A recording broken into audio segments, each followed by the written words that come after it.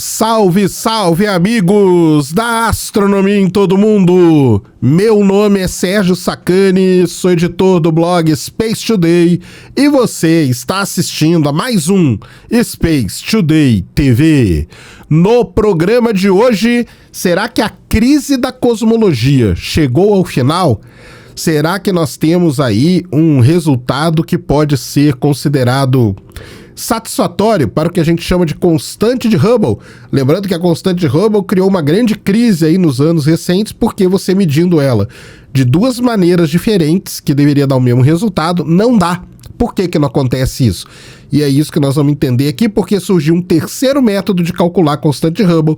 Ele concorda com um dos outros dois e ele aí está indicando um caminho para a resolução da crise na cosmologia. Será que é isso mesmo? Vamos entender toda essa história. Manda a vinheta.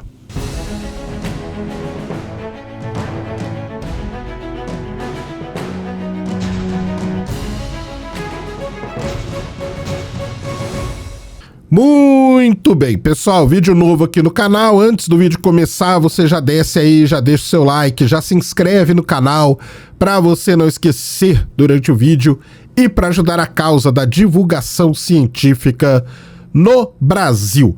Como eu falo sempre, passe lá na spacetodaystore.com, camisetas, canecas, boné, luminária, tudo esperando por vocês. spacetodaystore.com, link na descrição.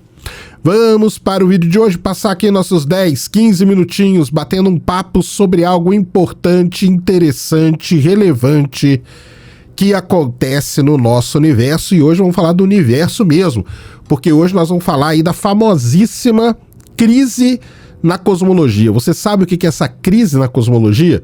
É o seguinte, a gente quer saber como que o universo se expande, a taxa com a qual ele se expande. Isso é uma das grandes informações que a gente precisa ter do universo. Essa taxa de expansão do universo está ligada a um negócio que a gente chama de constante de Hubble. Isso mesmo, em homenagem lá ao Edwin Hubble, que descobriu a expansão do universo e tudo mais, se calcula essa constante de Hubble e é ela que dá o valor com o qual o universo se expande. É muito importante que a gente tenha esse valor bem determinado para que a gente possa entender como que o universo funciona. Basicamente é isso.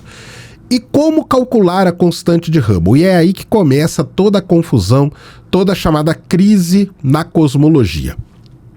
Para você calcular a constante de Hubble, você precisa ter uma estimativa muito boa de uma propriedade no universo que, por incrível que possa parecer, não é fácil de ser calculada, que é a tal da distância. Isso mesmo. A gente fala, né, distância é um negócio tão simples, né? Medir a distância daqui e ali parece fácil, mas no universo não é. E quando o universo fica grande e quando as coisas ficam mais longe, é mais complicado ainda. Muito bem, existem duas maneiras clássicas que os astrônomos ou que os cosmólogos usam para calcular a distância e dali inferir então a constante de Hubble. Uma delas é usando o que a gente chama de universo primordial. Eles usam a radiação cósmica de fundo e em cima daquilo eles conseguem então, pela variação de temperatura e tudo mais, estimar ali o valor da constante de Hubble. Quando você usa esse tipo de medida, o valor da constante de Hubble é 67,4 km por segundo por megaparsec. Isso quer dizer o quê? Que a cada megaparsec o universo se expande a 67,4 km por segundo. 67,4. Guarde esse valor. Mas existe uma outra maneira, uma maneira que usa o universo mais próximo, que a gente chama de universo local.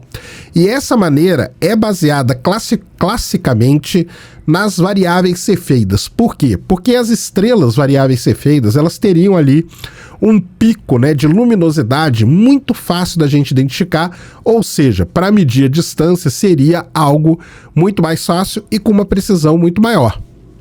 Então foi criado esse método baseado nas variáveis cefeidas. E aí o pessoal começou a fazer várias contas e tudo mais. O Hubble entrou na história em 2019, o telescópio espacial, não o astrônomo, tá? Entrou nessa história em 2019, fez medidas ali, digamos, mais precisas sobre a distância até as cefeidas e tudo mais. E daí você consegue então calcular a constante de Hubble. Muito bem.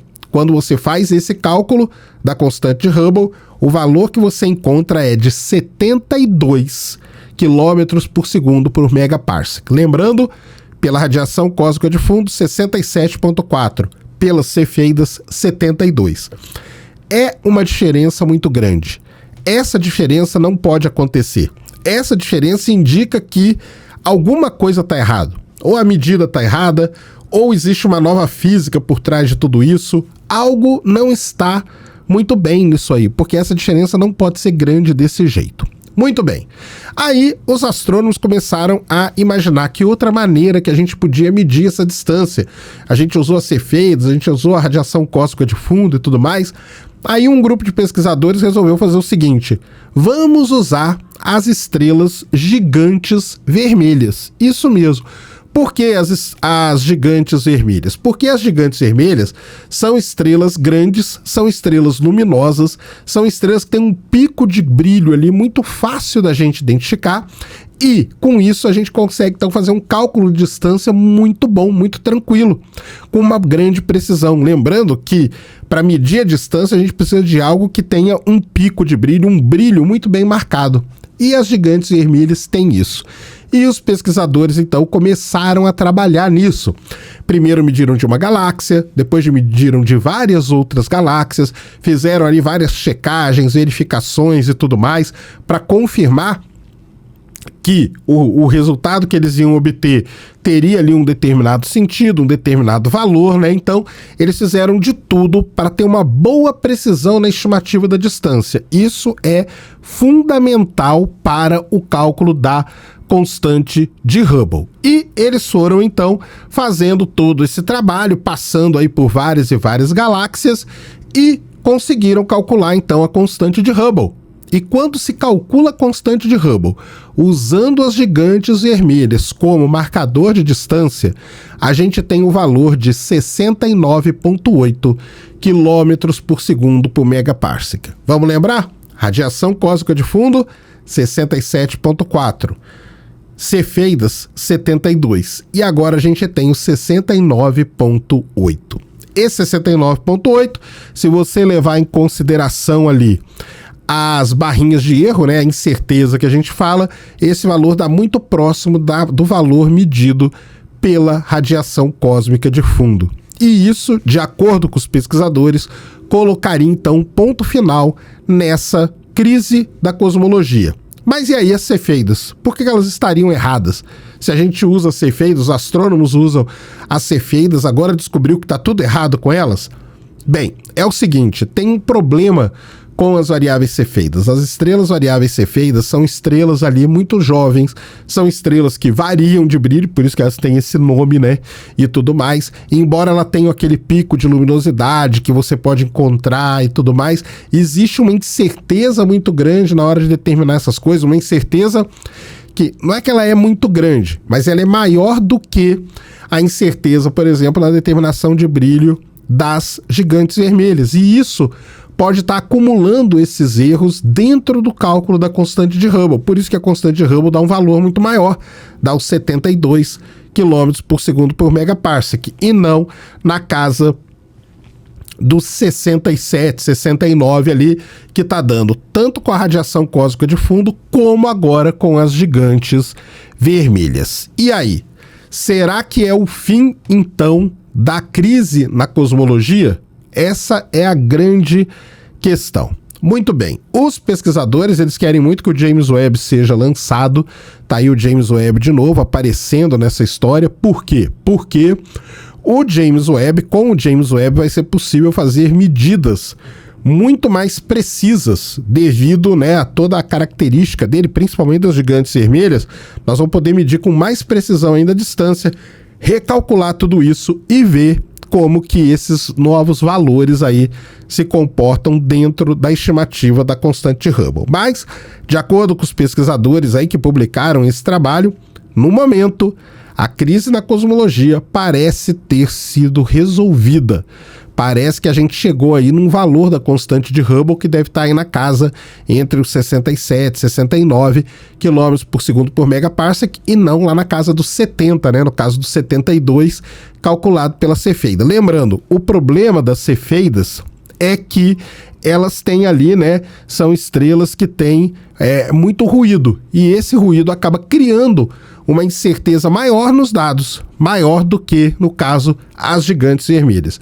Essa sacada da gigante vermelha foi muito legal. Teve todo um trabalho aí no meio que eu não citei, que foi o trabalho de fazer todo essa verificação se as gigantes vermelhas podiam ser usadas, tá? Mas eu vou deixar o artigo aqui na descrição. O artigo é um livro, tá, pessoal? Tem 48 páginas só sobre isso, mas é muito legal. Quem se interessar, obviamente, dá uma olhada. Beleza? Esse então era o vídeo que eu queria trazer aqui no canal para vocês agora. Espero que vocês tenham gostado. Se gostou, já sabe, é tapa no dedão, voadora com tudo no peito do like. Isso ajuda pra caramba o vídeo, o canal a ganhar relevância. Nunca se esqueça do pacotão youtubístico. Compartilha, favorita, se inscreve no canal se você ainda não é inscrito. Deixa aí nos comentários o que você quiser saber. Tamo junto diuturnamente na luta contra a má divulgação científica no Brasil e contra a anemia na divulgação da astronomia no nosso país. Mais uma vez, meu nome é Sérgio Sacani, sou editor do blog Space Today e você acabou de assistir a mais um Space Today TV. Fui!